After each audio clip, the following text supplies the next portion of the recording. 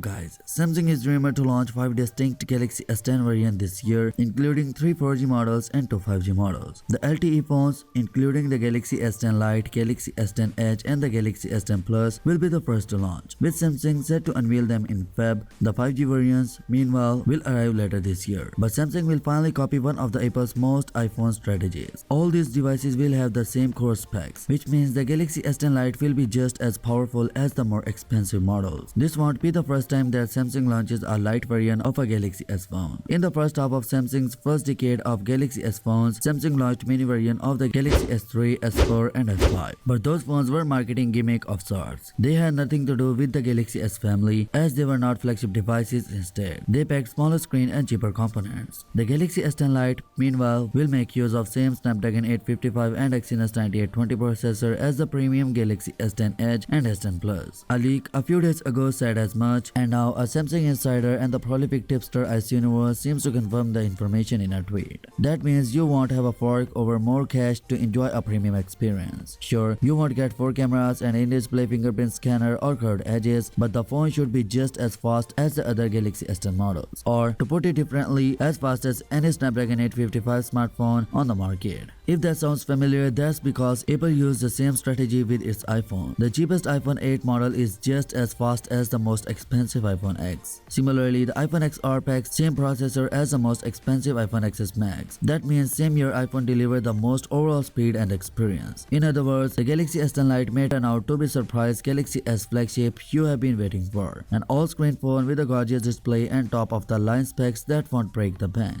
So yeah, that's it for today. Now what's your thoughts on this? Let me know your thoughts in the comment section below, and yeah, peace out.